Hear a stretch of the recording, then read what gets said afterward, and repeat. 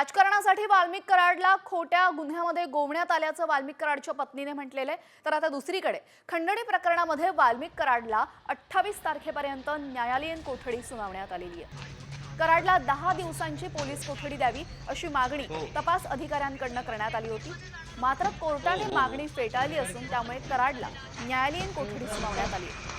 कराडच्या वकिलांनी जामिनासाठी कोर्टाकडे अर्ज केलेला आहे। यावर पुढील 2 दिवसांमध्ये सुनावणी होईल अशी माहिती कराडच्या वकिलांनी दिलेली आहे। कोर्टापुढे युक्तिवाद झाला। त्यांनी 10 दिवसाचा पोलीस रिमांड मागितली होती, पोलीस कस्टडी। त्याच्यामध्ये 10 मुद्दे त्यांनी घेतले होते की ह्या मुद्द्यावर आम्हाला 10 मुद्द्यावर त्यांची पोलीस कस्टडी पाहिजे। याच्या अगोदर 31 डिसेंबरला 15 दिवसाची पोलीस कस्टडी त्यांनी दिलेली होती।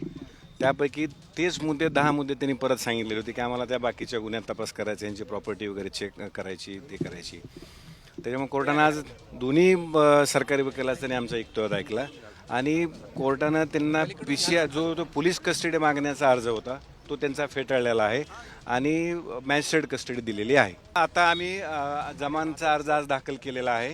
त्याच्यावर 2-3 दिवसात सुनावणी अपेक्षित आहे ह्या गुन्ह्यामध्ये, कारण MCR झाल्यामुळे आम्ही आता जमानतीचा अर्ज आजच दाखल केलेला आहे। त्याच्यावर जी कोर्टाच्या ह्याच्याप्रमाणे 2-3 दिवसात सुनावणी जमान। दरम्यान आज कोर्टामध्ये नक्की काय युक्तिवाद झालेला आहे ते सुद्धा आपण पाहूयात। संतोष देशमुखांच्या हत्येतील सहभाग तपासायचा आहे।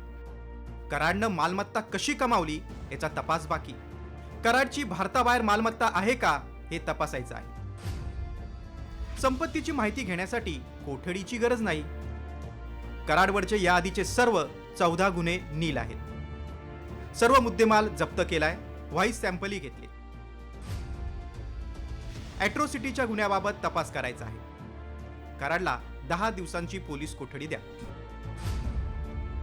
15 दिवसांपासून कराड ताब्यात आहे। पोलिसांनी काय तपास केला? CID कोठडी न देता न्यायालयीन कोठडी द्यावी। कराडवरचे याआधीचे सर्व 14 गुन्हे नील आहेत। सर्व मुद्देमाल जप्त केलाय, व्हॉइस सॅम्पलही घेतले। आवादा कंपनीच्या थोपटेंना फोन करून धमकी दिली।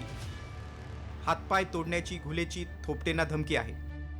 कराडच्या सांगण्यावरून घुले आवादा कंपनी कार्यालयात गेला। 6 डिसेंबरला घुलेचा देशमुख आणि कुटुंबियांसोबत वाद झाला।